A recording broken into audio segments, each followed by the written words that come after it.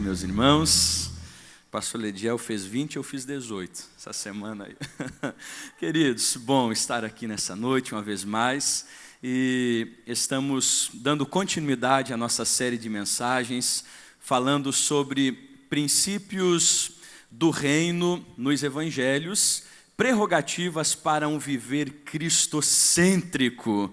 Quantos discípulos de Cristo nós temos aqui? Amém? Então, como discípulos, existem princípios para as nossas vidas. Quero te convidar nessa noite a abrir a sua Bíblia no primeiro livro do Novo Testamento. Evangelho segundo escreveu Mateus. Obrigado, pastor Lediel, pelo carinho expressado e pela oportunidade de estar aqui algumas terças-feiras, compartilhando, refletindo, dialogando e conversando com os irmãos que aqui estão. Mateus, Evangelho segundo escreveu Mateus, capítulo 22, versículo 34 a seguir. Nós estaremos nesta noite meditando, refletindo com os irmãos sobre o princípio do amor total. Mateus, capítulo 22, versículo 34, até o versículo de número 38.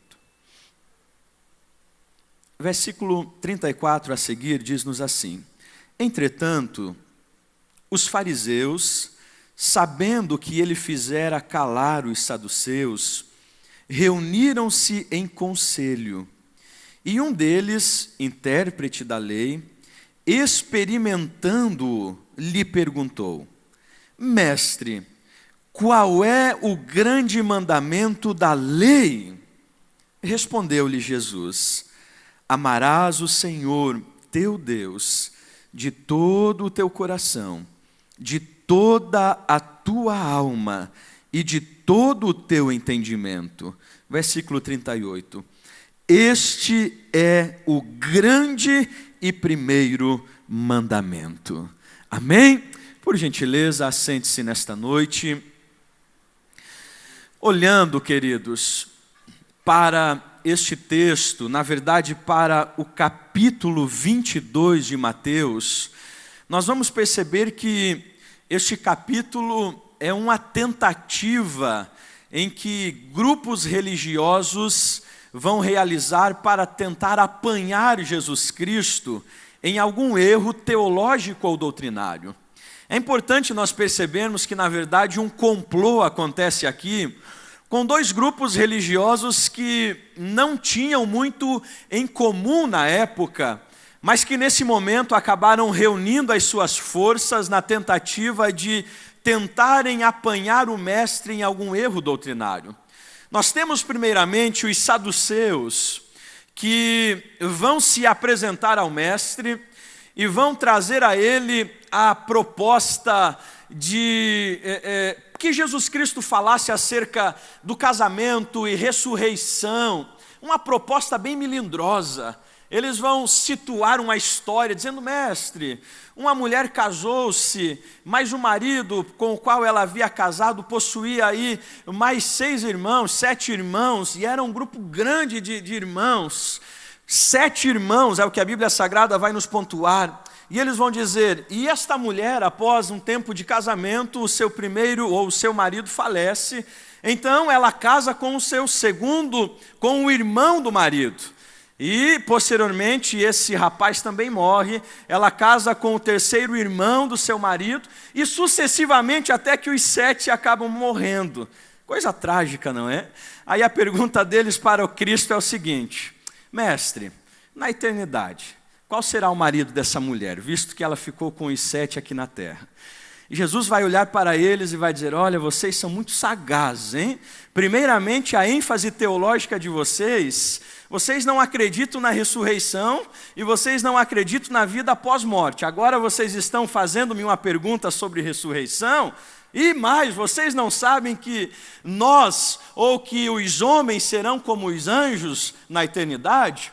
Quando Jesus resolve essa questão, os fariseus que estavam ouvindo os saduceus tentando apanhar o mestre neste erro doutrinário, eles se reúnem e dizem: ele calou os nossos adversários, só que nós precisamos intentar alguma coisa para tentar apanhá-lo também. E aí o texto nos diz que se levanta um mestre da lei, um ensinador, alguém experiente, e ele vai realizar uma pergunta extremamente maldosa e perigosa para Jesus Cristo. Ele vai chegar para Jesus no versículo 36 e vai dizer: mestre, em outras traduções vai estar aí rabi, qual é o grande mandamento da lei? Gente, esta é uma das perguntas mais melindrosas para Jesus Cristo responder. Os fariseus haviam dividido as entoles, que nós conhecemos como preceitos ou mandamentos, em 613 mandamentos ou preceitos, dos quais 248 preceitos eles chamavam de preceitos positivos. O número é exatamente igual ao número de ossos que há no corpo humano. Então, segundo o entendimento deles, 248 preceitos positivos significava que cada osso do seu corpo te convidava e te fazia a seguinte proposta: ei, cumpra comigo um preceito hoje. E aí eles haviam dividido em preceitos negativos 365 preceitos ou mandamentos negativos, entendendo que o número 365 está associado aos dias do ano, 365 dias. Então eles entendiam que a cada dia era como que se quando você levantasse pela manhã, o dia te convidasse dizendo: ei, cumpra comigo, obedeça comigo hoje mais um mandamento, não quebre um preceito nesse dia. Agora estes homens, eles se levantam e além desta divisão de negativo e positivo, eles ainda haviam realizado outras duas divisões.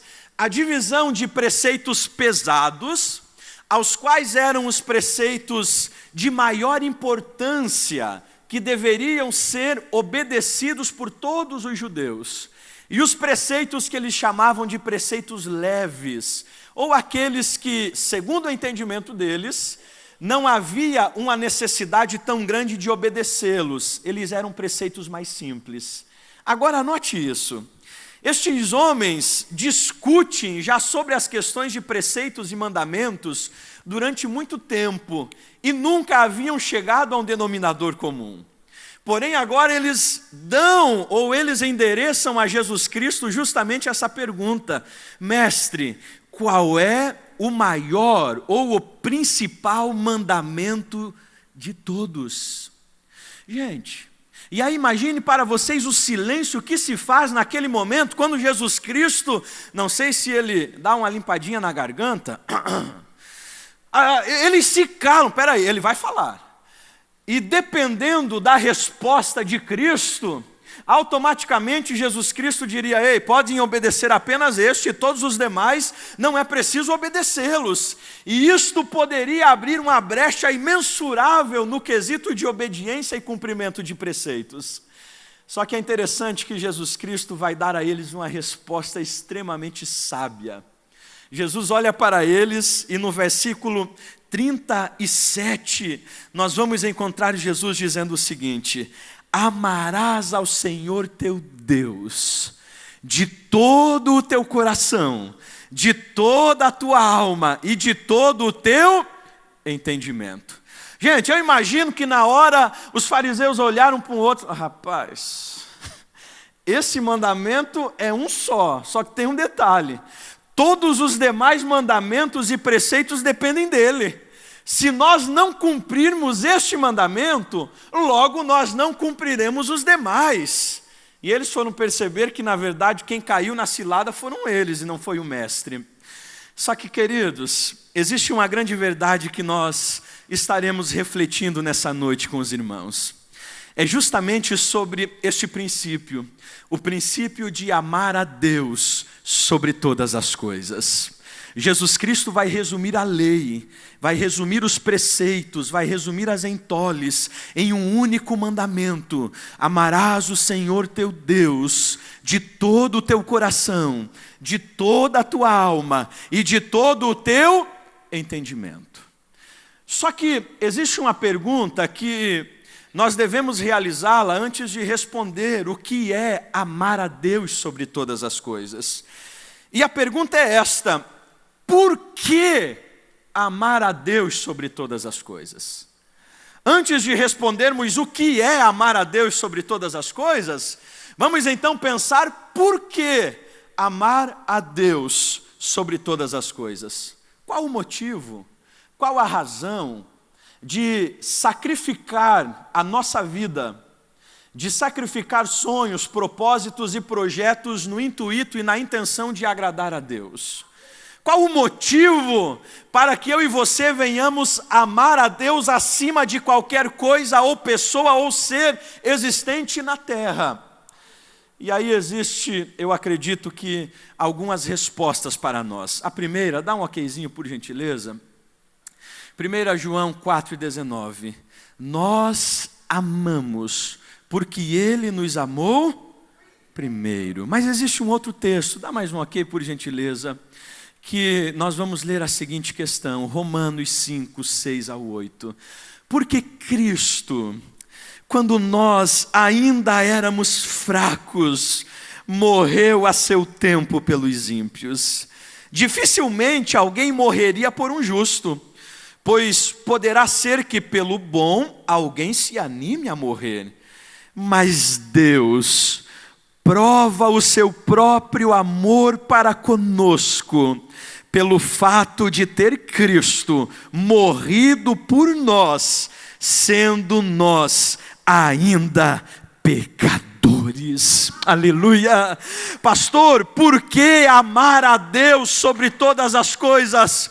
Fato, o que João e Paulo vão nos declarar é o seguinte: antes de nós amarmos a Ele, Ele já havia escolhido nos amar, e nos amar de forma sacrificial, ao ponto de se entregar por nós na cruz do Calvário, por meio do seu Filho Jesus Cristo. Querido, a nossa reconciliação com Deus, o perdão dos nossos pecados, a nossa restauração, a nossa esperança de salvação e eternidade, ela só é possível porque Deus nos amou através de Jesus Cristo, ao ponto de se entregar na cruz do Calvário pelas nossas vidas. Por que amar a Deus? Porque Ele primeiro nos amou, porque Ele primeiro se entregou por nós. E aí o teólogo chamado Hendrickson vai dizer o seguinte: este mandamento é o maior de todos, porque ele condensa a mais excelente resposta ao mais maravilhoso ser. O que Hendrickson está dizendo: amar a Deus sobre todas as coisas é a única resposta que nós podemos dar àquele que nos amou sobre todas as coisas. Aleluia! Por que amar a Deus, pastor? Porque Ele primeiro nos amou, porque Ele se entregou na cruz do Calvário, e detalhe, sendo nós ainda pecadores. Agora, o que eu quero trabalhar de forma mais intensa com os irmãos nessa noite é o que é amar a Deus sobre todas as coisas. É muito comum nós falarmos e comentarmos: qual é o primeiro grande mandamento? Amar a Deus sobre todas as coisas. Qual é o princípio de fé e o princípio que devemos segui-lo como prioridade? Amar a Deus sobre todas as coisas. Mas o que é amar a Deus sobre todas as coisas? A primeira questão que eu quero destacar nessa noite é que amar a Deus sobre todas as coisas é amá-lo na totalidade humana. Amar a Deus sobre todas as coisas é amá-lo na totalidade humana. Pastor, o que é isso? Versículo 37. Jesus vai dizer o seguinte: vocês deverão amar a Deus de todo, e aí nós vamos encontrar 3 divisões: de todo o seu coração, de toda a sua alma e de todo o seu entendimento. Algumas pessoas vão separar essas três divisões, declarando que devemos amá-lo de todo o nosso coração. Coração como o órgão vital para a sobrevivência do nosso corpo. Devemos amar a Deus de toda a nossa alma, onde residem as nossas emoções. Devemos amar a Deus de todo o nosso entendimento, onde reside o intelecto, o nosso pensar, o nosso raciocinar. Mas o que na verdade nós precisamos entender que essas três expressões, todo, toda e todo o coração, toda a alma e todo o entendimento, está na verdade se referindo à totalidade do ser humano. Quando Jesus Cristo está dizendo, vocês devem amar a Deus de todo o coração, de toda a alma e de todo o entendimento, Jesus Cristo está declarando que nós deveríamos amar a Deus com a totalidade do nosso ser. Deveríamos amar a Deus não apenas com as nossas emoções. Devemos amar a Deus não apenas com o nosso intelecto e também não apenas com o nosso corpo, mas devemos amá-lo na totalidade do nosso ser. E talvez o que melhor exprime esta expressão é o Salmo 103, verso 1. Bendize, ó minha alma, ao Senhor, e tudo, totalidade de ser, e tudo que há em mim bendiga o seu santo nome. Amar a Deus na totalidade do nosso ser, queridos, é amá-lo com toda a nossa força, é amá-lo com toda a intensidade que há em nós, é amá-lo com todo o vigor que há em nós. Amar a Deus acima de todas as coisas não é apenas gostar de Deus, não é apenas amá-lo com intensidade, não, é amar com toda a intensidade. Não é apenas gostar de Deus de uma forma emocional, maravilhosa de adoração, não, mas é uma entrega total de amor a Ele. Amar a Deus. E aí é interessante nós entendermos a seguinte questão, que, queridos, amar a Deus com todo o nosso ser não é um amor pela metade. É interessante que Deus nunca aceitou o amor pela metade, nunca aceitou, na verdade, a metade. Queridos, ou nós amamos a Ele com todo o nosso ser, ou não amamos. Ou nós nos entregamos a Ele, ou não nos entregamos. Ou somos quente, ou somos frio. Mornidão não existe, meio termo não existe para Ele. Ou nós nos amamos com a inteireza do nosso coração, ou não amamos a Ele. E talvez um dos textos que mais vai se referir a essa questão é justamente esse. Pode dar um okzinho, por gentileza? João 21, 15 ao 17. O Data Show está um pouquinho melhor para você fazer a leitura. Existem algumas palavras no grego que elas possuem definições muito mais amplas do que no português. Uma destas palavras, por exemplo, é o amor. Amor no português é amor, e ponto. Só que amor no grego, você vai ter no mínimo 4 definições conhecidas. Esse texto ele vai exprimir muito essa questão.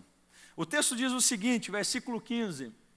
Depois de terem comido, perguntou-lhe Jesus a Simão Pedro, Simão, filho de João, amas-me mais do que estes outros? Ele respondeu, sim, Senhor, tu sabes que te amo. E ele lhe disse, apacenta os meus cordeiros. Esse texto, na verdade, Jesus Cristo já havia ressuscitado, Pedro negado o mestre, agora Cristo prepara peixe, pão, se alimenta com os discípulos, depois chama Pedro à parte, porque queria tratar no coração de Pedro com algumas questões, e aí Jesus Cristo realiza esta pergunta. Só que é interessante que a primeira pergunta, note a expressão quando Jesus diz, Simão, filho de João, você me ama. Esta palavra ama, no grego ágape, que vem da origem agapau, um amor perfeito, um amor completo, um amor que não sofre alterações ou mudanças, um amor sacrificial. Então Jesus Cristo está dizendo, Simão, Pedro, filho, Simão, Pedro, você me amas, você agapau? E Pedro vai responder o seguinte: sim, Senhor, tu sabes que te amo. Esta expressão no grego não é agapau, é filéu, amor de amigo, amor inconstante, amor sujeito a variações e mudanças. Jesus está dizendo: você me ama um amor sacrificial? Pedro está dizendo: Senhor, eu te amo um amor filéu, um amor de amigo. Jesus continua indagando, e a segunda pergunta, versículo 16, Jesus diz: Pedro, você me ama, agapau, amor sacrificial. E Pedro continua: Senhor, eu te amo, amor filéu, amor de amigo. Aí agora, na terceira vez, Jesus Cristo desce de nível. E Jesus Cristo no versículo 17 vai dizer: Pedro, você me ama, aqui é amor filéu. E Pedro vai responder: sim, Senhor, eu te amo, amor filéu. Queridos, é importante nós percebermos que, e eu não vou entrar no tratamento que Cristo estava realizando com Simão Pedro, mas é interessante nós percebermos que Cristo estava, em certo ponto, indagando, mexendo com Pedro, porque nas entrelinhas ele estava dizendo: ô Pedro, não basta você me amar o amor filéu, o amor de amigo, porque esse amor é pequeno, é um amor sujeito a mudanças, a alterações. O que eu quero é que você me ame o amor agapau, um amor sacrificial, um amor no qual você esteja disposto a, se preciso for, morrer por mim e por amor ao Evangelho. Queridos, é justamente esta proposta de Cristo para as nossas vidas. O amamos de forma que podemos declarar: Senhor, o amor que nós temos para contigo é agapau, é um amor de sacrifício, ou é um amor filéu, é um amor sujeito a variações e a mudanças. A primeira questão é que, queridos, amar a Deus sobre todas as coisas é amar com toda a intensidade que há em nós. Mas existe uma segunda verdade: amar a Deus sobre todas as coisas, e talvez aqui afunilhe um pouquinho mais para a gente, é viver a radicalidade cristã. Amar a Deus sobre todas as coisas é viver a radicalidade cristã. Pastor, o que é isso? 2 textos para a gente ler. Dá um okzinho aí, por gentileza. Primeiro, Mateus 10:37. Olha só o que diz. E um texto um pouco complicado para alguns contextos. Quem ama o pai ou a mãe mais do que a mim, não é digno de mim.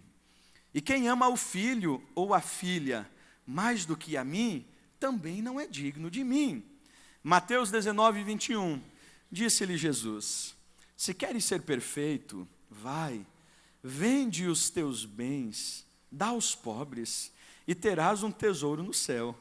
Depois, vem e segue-me. A temática de Cristo nestes textos é a temática do valor ou da importância. A temática que Cristo está abordando neste enredo é: o que possui a maior importância na sua vida? É justamente esta a temática que está sendo abordada. Vivemos em uma sociedade, em um mundo, onde tudo pode ser importante na nossa vida, e nós venhamos desgastar e investir tempo, energia e vida em determinadas coisas. Existem pais que a coisa mais importante para as suas vidas e nas suas vidas é o filho. Existem filhos e jovens que a coisa mais importante para eles é a faculdade. Existem cônjuges que a pessoa mais importante para ele é a sua esposa ou seu esposo. Existem outros que o que é mais importante na sua vida são os seus bens materiais. E existem ainda outros que o que é mais importante para estes é o seu próprio eu. Agora, o que Jesus Cristo está citando nesses textos é o seguinte: ei, se vocês amarem qualquer coisa acima de Deus, então vocês já não estão vivenciando este princípio e este mandamento.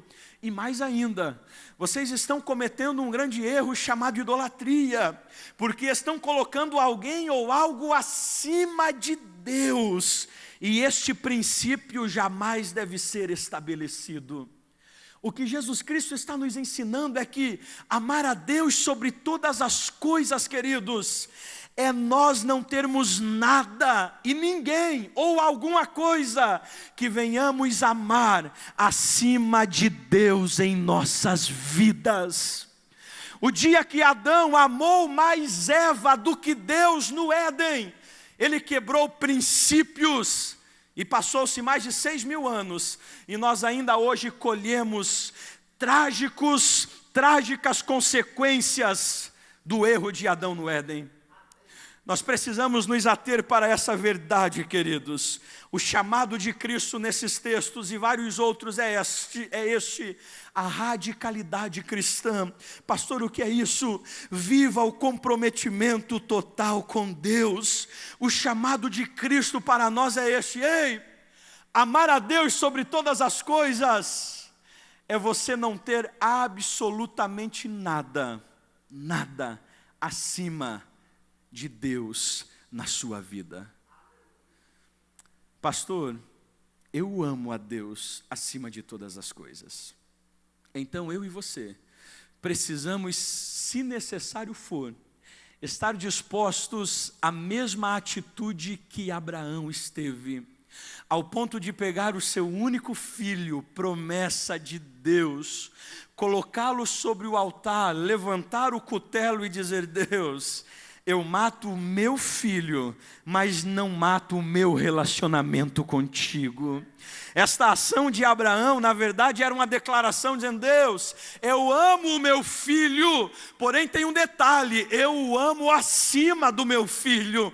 Não existe nada que está acima do Senhor na minha vida. Amar a Deus sobre todas as coisas reside, queridos, nessa verdade. Nós podemos olhar à nossa volta, olharmos dentro da nossa casa, olharmos dentro da nossa empresa, olharmos na nossa vida e declararmos: Deus, realmente não existe nada, absolutamente nada que eu ame acima de Ti. Podemos dizer isso para Deus? Ao ponto de dizer: Deus, se preciso for, pode tirar. Mas você, assim, eu amo, mas não está acima do Senhor. Se preciso for, mas vai doer. Claro que vai doer, eu vou chorar, vou me entristecer, mas tem um detalhe: eu amo acima de qualquer coisa, bem ou pessoa, porque eu amo acima de todas as coisas. Aleluia. Gente, eu não sei você, mas quando nós começamos a olhar para esse texto, parece tão simples no início. Jesus está dizendo: é só uma coisa, só um detalhe, mais nada. Não é preciso você cumprir esses 613 preceitos. Não, apenas cumpra esse: ame a Deus acima de todas as coisas. O que é amar a Deus acima de todas as coisas? E aí, com muita humildade, eu quero traçar contigo esse tópico.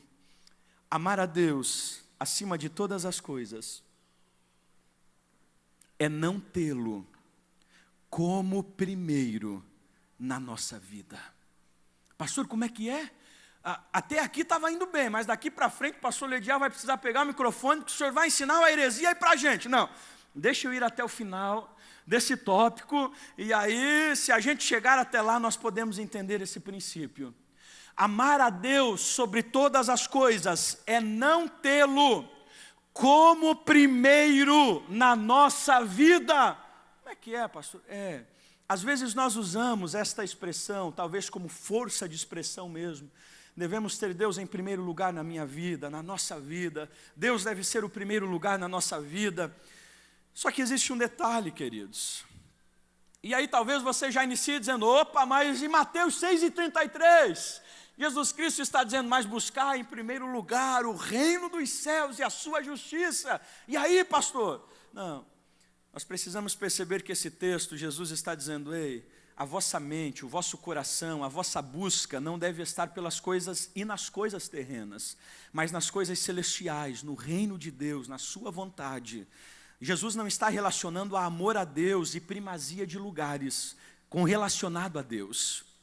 Então deixa eu me explicar uma coisa. Quando eu tenho o primeiro, logo significa que eu tenho o segundo. Logo significa que eu tenho o terceiro, que eu tenho o quarto, que eu tenho o quinto. E de forma muito automática, eu vou percebendo que se existe o primeiro, logo em algum momento da vida, o primeiro pode alternar e deixar de ser primeiro e vir a ser segundo.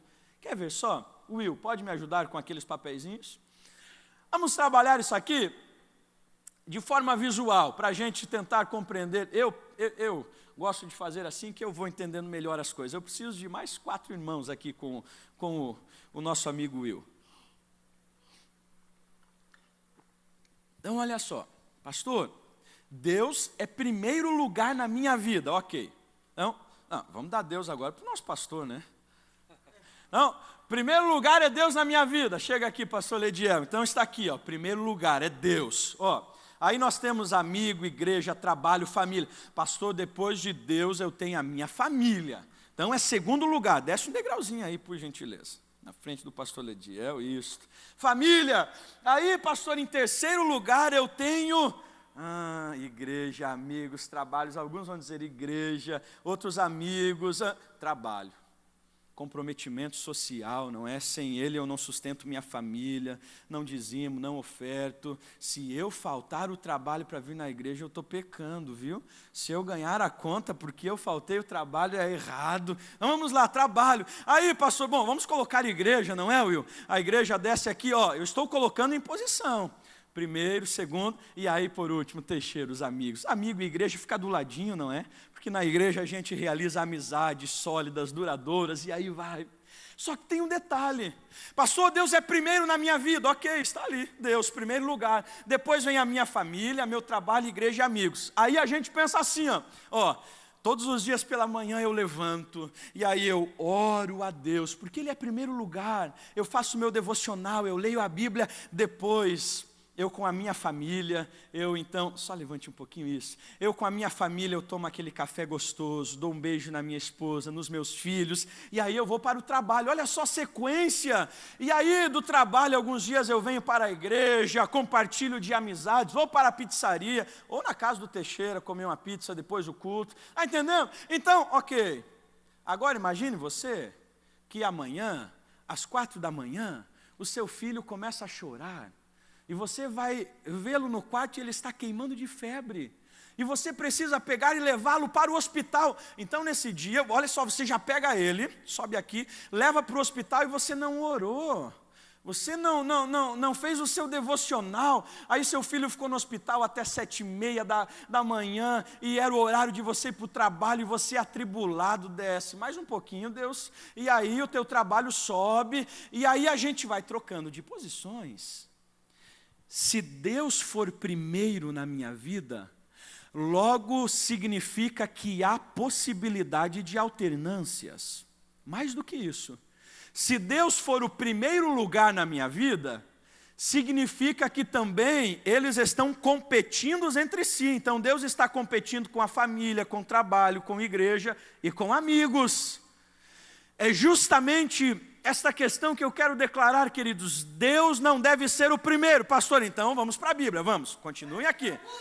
Vamos lá para a Bíblia, e nós vamos falar do que chamamos de Shema. O que é isso? Shema é uma expressão hebraica que significa ouvir.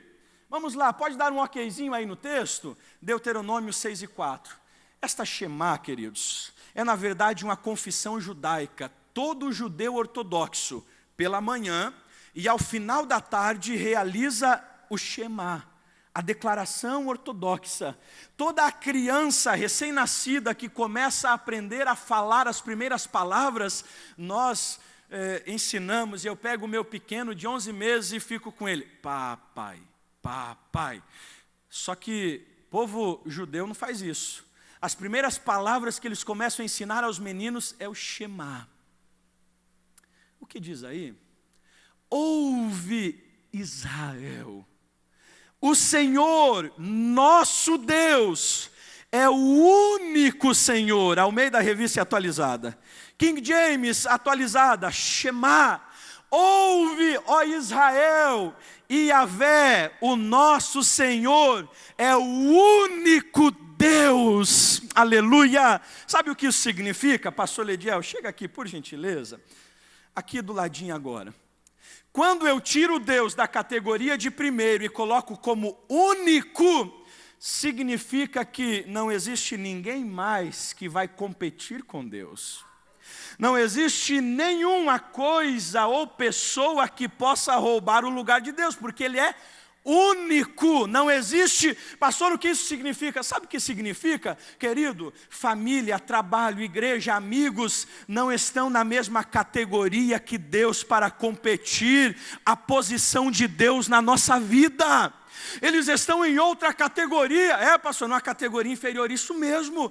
Deus é tudo e é único em nossas vidas. Aleluia.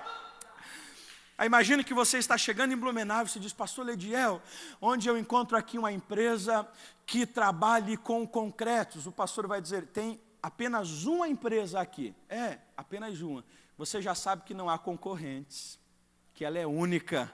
Então você vai procurá-la. Agora, se ele falar: eu tenho pelo menos 5, você vai pegar o contato, vai ligar. Olha, qual é a que mais vende? É tal, mas essa tal amanhã pode não ser mais a que mais vende, pode ser outra. O que Jesus Cristo está dizendo? Ei, Deus não deve ser o primeiro na sua vida, não. Mas Ele deve ser o único Deus na sua vida. Todas as demais coisas são secundárias. Todas as demais coisas não competem e não estão na categoria de Deus. Queridos, entre família e Deus há a distância de céu e inferno. Entre trabalho e Deus há a distância de céu e inferno. Nenhuma destas categorias estão na mesma categoria para competirem a posição de Deus na nossa vida. Aleluia. Você pode dizer amém? Obrigado, pastor Lediel e os pastores que nos ajudaram. Querido, qual é a diferença? A diferença reside justamente nessa questão. Deus não vai competir com coisas ou pessoas. Por quê? Porque Ele é Deus e o seu nível é inalcançável. Se Deus precisar competir na minha vida com a minha família, tem alguma coisa errada. Se Deus precisar competir na minha vida, a sua posição com relação ao trabalho, tem alguma coisa errada. Por quê? Porque Ele é único. Os textos bíblicos vão apontar justamente para isso. Ele é único. Ele não é primeiro porque Ele é único. Ele é exclusivo. Que Ele seja único na nossa vida, pois nada está ou estará no patamar de Deus para competir com Ele. Sabe quem entendeu isso? Uma vez, o nosso amigão chamado Paulo. E lá em Filipenses 3, 7 e 8, eu acho fantástico. Ele vai dizer o seguinte: gente, eu fui um camarada que conquistei muitas coisas. Era judaizante, pertencia aos fariseus, alguém extremamente zeloso da lei, obediente, respeitado, tinha status. Paulo era mais ou menos o cara, está entendendo? Só que aí ele vai dizer: olha, depois que eu encontrei a Cristo, ou que Ele me encontrou lá no caminho de Damasco, algumas coisas aconteceram. E aí talvez alguém perguntou: Paulo, quais foram as mudanças? Quais foram as mudanças, Paulo? Você precisou restabelecer os lugares aí na sua vida? Não, como não? E aí Paulo vai dizer: olha, todas as coisas que eu havia conquistado, fama, status, conhecimento terreno, respeito terreno, todas essas coisas que eu havia conquistado, que é muito bacana, mas tudo isso eu considerei como nada comparado a Cristo. Aí como que, se alguém olhasse e falasse: Paulo, você considerou como nada? Mais do que isso. Aí Paulo vai dizer o seguinte: para mim é como esterco, não tem valor nenhum comparado a Cristo, porque Ele é único na minha vida. Pastor, então, é isso mesmo, Ele é único e todas as demais coisas não podem ser comparado a Ele na nossa vida. Vamos seguir adiante. O que é amar a Deus sobre todas as coisas? Princípio. Se somos discípulos, precisamos viver este princípio. Amar a Deus sobre todas as coisas é amá-lo com a disposição de morte. Como é que é, pastor? Parece que a coisa vai afunilando. Pois é, e vai. Bem-vindo, somos discípulos dele. Amá-lo sobre todas as coisas é amá-lo com a disposição de morte. Olha só o que diz Lucas 9:23, gente. Esse texto de Jesus eu acho formidável e ao mesmo tempo um texto desafiador. É um rabino olhando para as pessoas à sua volta e dizendo: quem quiser vir após mim, renuncie-se a si mesmo, tome a sua cruz e siga-me. Que proposta bacana essa, não é? Já pensou, o pastor dizendo para ti: quer me seguir? Quer. Então é o seguinte, você vai renunciar tudo que há em você, tudo que há de você, você vai tomar a sua cruz e você vai me seguir para onde? Para onde eu te levar. Mas não tem rota? Não, não tem. E aí? Pois é, isso é discipulado, isso é discípulo de Cristo. O que Jesus Cristo está declarando nesse texto, gente, é um chamado extremamente sério. É interessante que ele não obriga ninguém a segui-lo. Ele não diz: olha, todos devem seguir a mim. Ele não usa o que o islamismo usa, a coerção. Não, Jesus Cristo faz um convite. Quem quiser, há uma liberdade de escolha. Só que se você topar, se você aceitar o convite, alguns detalhes começam a acontecer. Ele vai dizer: olha, primeiro renuncie-se a si mesmo. Essa expressão renunciar, uma das traduções no grego significa não apenas negar a si mesmo, mas declarar que você não se conhece. É a ideia do mal de Parkinson, você olhar para o espelho e não conhecer quem está diante de você. É a ideia de abandonar os seus desejos, as suas vontades e intenções. Olha o que Jesus Cristo está nos chamando. Ele está dizendo: ei, amar a Deus sobre todas as coisas é estar disposto a renunciar à sua vida, a renunciar os seus propósitos, as suas vontades, os seus planos e os seus projetos, se preciso for, para viver a vontade, os planos e os projetos dele na sua vida.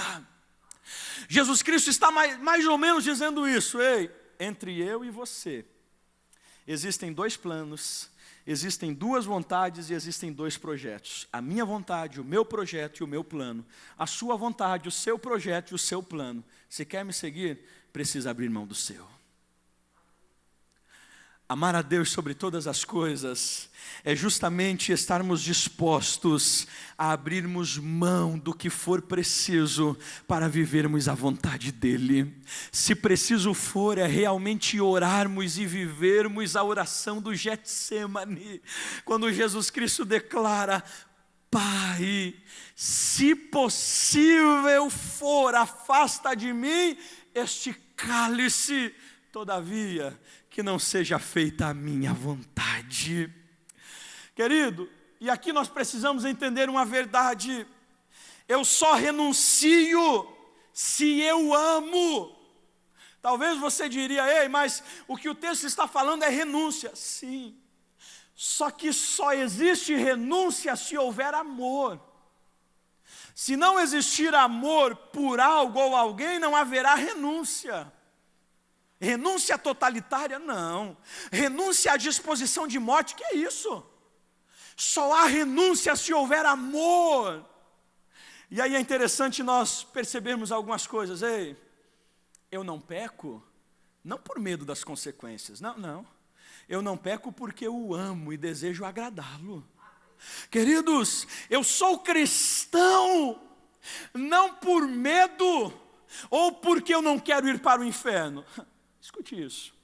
Há um bom tempo atrás, lá para os 15 anos mais ou menos, estava em uma escola bíblica e a pessoa que estava lecionando, me lembro como se fosse hoje, porque isso me marcou muito. A pergunta da revista da escola bíblica era a seguinte: por que você é um cristão? E eu lembro-me que a resposta daquela pessoa que estava lecionando foi o seguinte: eu sou um cristão porque eu não quero ir para o inferno. Olhando hoje para essa verdade, queridos, a gente percebe que não foi só esta pessoa, mas quantos outros que estão caminhando conosco, e só são cristãos, e só estão em uma igreja, só frequentam reuniões, de medo de irem para o inferno. Eles mal sabem que já vivem o inferno, Pessoas que servem a Deus com medo de ir para o inferno, são pessoas que vivem legalismo, que vivem obediência de leis, simplesmente por medo de irem para o inferno e com medo das consequências. Pastor, você é cristão por quê? Porque eu amo a Ele, eu quero agradar a Ele, viver com Ele, estar com Ele. Eu não o amo com medo das consequências, eu não o obedeço com medo das consequências, mas eu o obedeço porque eu o amo e eu quero agradá-lo em tudo. Aleluia! Quantos amam a Ele porque querem agradá-lo? Aleluia! Eu o amo sobre todas as coisas porque quero agradá-lo. É uma verdade sobre as nossas vidas, amar a Deus sobre todas as coisas. O que Jesus está dizendo é o seguinte: ei, você não pode ter a sua agenda como prioridade. Pastor, mas eu não posso projetar? Pode. Eu não pode, faça. Projete, rabisque. É comum em dezembro nós começarmos a anotar, a rabiscar, a escrever. Nós não fazemos assim: olha, 2018 eu quero isso, eu vou fazer isso, nós planejamos, nós idealizamos. Faça, não é errado. Anote e escreva sem problema. Mas lembre-se de uma coisa: se necessário for e Ele pedir, abra mão da sua agenda, abra mão dos seus propósitos traçados, para viver os propósitos dele na sua vida. Se preciso for, diga: Senhor, aqui está a minha agenda, aqui estão os meus propósitos, aqui estão os meus planos. Pastor, mas isso não é fácil, quem disse que seria? Mas amar a Ele sobre todas as coisas é isto. Aqui está tudo, Deus. Só que eu abro mão para viver os seus propósitos e os seus projetos na minha vida. Aleluia. Já estamos finalizando nessa noite. O que é amar a Deus sobre todas as coisas? E eu te convido a ficar de pé. Amar a Deus sobre todas as coisas. Pode fazer um fundinho ali no teclado, por gentileza? Amar a Deus sobre todas as coisas, escute isso, é amá-lo como única opção. Deus não é uma opção, Deus é a única opção que nós temos. Deus não é um entre milhares, Deus é o único que nós temos. Eu acho um texto fantástico de João 6,68, segura ainda aí o texto, eu já peço para te passar. Mas eu acho fantástico esse texto. Sabe, Jesus começa a apertar o seu discurso, e havia uma multidão que o seguia, milagres aconteciam, pães sendo multiplicado. Gente, coisa boa demais. Você ouvia o dia todo ele ensinando. Não era enfadonho, não era cansativo. Ele tinha uma retórica e uma oratória fantástica. Ele usava parábolas, ele ensinava com enigmas. Ele trabalhava de forma maravilhosa que nós temos muito que aprender com ele. Só que de repente ele começa a não fazer mais milagres e nem multiplicar pães. E ele começa a endurecer o discurso. E aí alguns começaram a deixá-lo. A multidão começou a ausentar-se. De repente ele discursa em uma reunião de terça-feira, e os que estão ouvindo dizem: olha, dura coisa é ouvir isto. Quem pode suportar? E eles começam a sair. De repente, Jesus olha para os seus discípulos, e gente, eu acho lindo. Ele diz: vocês também querem ir? Vocês também querem me abandonar? Em outras palavras, ele estava dizendo: ei, eu não estou segurando vocês simplesmente porque são discípulos meus. Vocês também querem seguir a multidão e deixarem a mim? Gente, tem um homem que às vezes nós batemos nele, chamado Pedro. Às vezes nós falamos que ele era medroso, que ele negou a Cristo. Mas esse cara, algumas vezes ele nos surpreendia. Nesse momento, dá um toquezinho no Data Show. Ele olha para o mestre e olha o que ele diz. Respondeu-lhe Simão Pedro: Senhor, aleluia, para onde iremos nós? só tu tens as palavras de vida eterna.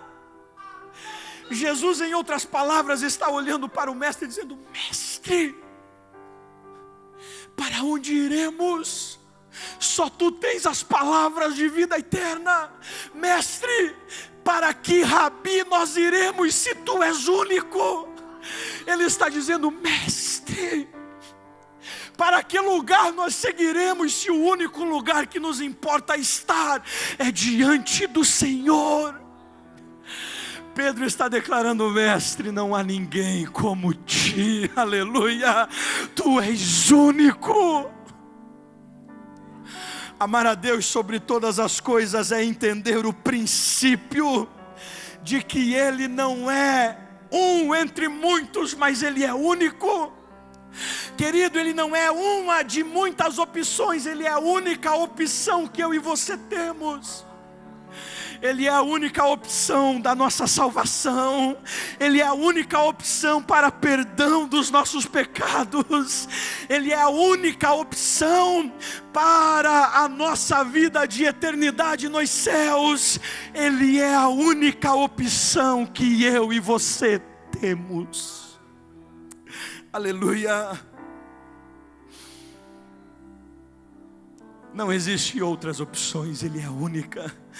Pastor, mas se eu não segui-lo ao inferno, o inferno não é opção para mim, a única opção é Ele. Pastor, mas não existe outra opção, não há outra vida sem estar na vida que é Ele, Cristo Jesus.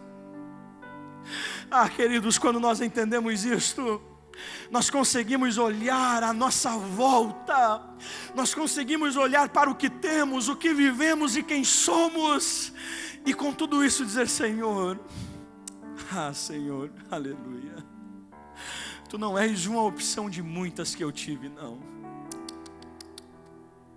Tu não és um de muitas outras ou de muitos outros caminhos, não, Senhor. Tu és o único caminho, Tu és a única possibilidade de vida, Tu és o único que pode manter-me e fornecer-me uma vida eterna em Ti. Princípio do reino: amar a Deus sobre todas as coisas. A pergunta que no decorrer desta semana e esse dia o Espírito Santo trabalhou meu coração era esta: você o ama de todo o seu coração? Você o ama acima de todas as coisas? Sabe, queridos, às vezes existem coisas que estão ocupando o único lugar que é de Deus na nossa vida. Às vezes existem coisas que ocupam aquilo que pertence a Deus em nós, e nós precisamos entender que Ele é único. Existem coisas que muitas vezes nós precisamos abrir mão, renunciar, porque Ele é o amor maior da nossa vida. Aleluia. Vamos falar com o Pai alguns minutos. Vamos dobrar os nossos joelhos no banco mesmo, onde você está, e fale com Ele, sem se preocupar com quem está ao seu lado, com quem está à sua frente, mas você vai dizer: Senhor, eu preciso vivenciar este princípio. Eu preciso, Senhor, amá-lo acima de todas as coisas. Aleluia. Eu preciso renunciar a tudo que for preciso, porque o Senhor é único em minha vida. Não existe nada, Senhor, que compete contigo. Não existe nada que compete com o seu lugar, porque o seu lugar é único em minha vida. Querido, se houver e se existir coisas que você precisa abrir mão, fale com Ele nesta noite. Diga a Ele: Senhor, eu preciso vivenciar este princípio. Aleluia. Senhor, nós estamos diante de Ti. Aleluia. Aleluia. Urahalabashuri agabahalabashuri agabahai. Uriahalabashuri kialabashuri agabahai. Aleluia. Quantas vezes, Senhor, realmente nós não o amamos acima de todas as coisas? Senhor, nessa noite, diante de Ti, eu confesso que foram muitas as vezes em que eu arranquei do lugar que era único e seu na minha vida por coisas vãs e vazias, coisas terrenas, passageiras, coisas frívolas que não possuíam valor algum. Mas eu rogo a Ti, pelo Teu Espírito, que o Senhor gere em nós este princípio de vida, o princípio de amá-lo acima de todas as coisas. Senhor, de viver um amor intenso, de viver a cada dia uma disposição de amá-lo, de renunciá-lo que for preciso para amar ao Senhor, renunciar os nossos propósitos, renunciar as nossas vontades, renunciar o nosso eu, renunciar, Senhor, o que for preciso para que a Sua vontade se estabeleça em nós. Senhor, eu quero declarar nessa noite que Tu és único, aleluia. Tu não és uma de muitas opções, mas o Senhor és a única opção que nós temos, aleluia. Senhor, para onde iremos nós, se só Tu tens as palavras de vida eterna? Para onde iremos nós, se só Tu tens as palavras de vida eterna? Para onde iremos nós, se só Tu tens as palavras de vida eterna? Gera, Senhor, no coração dos Teus filhos um amor para Ti, para contigo, em resposta ao que Tu fizestes por nós. Gera, Senhor, um amor em resposta ao amor que Tu fizestes e declarastes e demonstrastes por nós, aleluia. Senhor, ajuda-nos a amá-lo acima de todas e de qualquer coisa, aleluia, aleluia. Fique de pé, dê um abraço carinhoso em quem está ao seu lado. E vamos cantar com o pastor Black. Diga para quem está ao seu lado, ele é único na sua vida.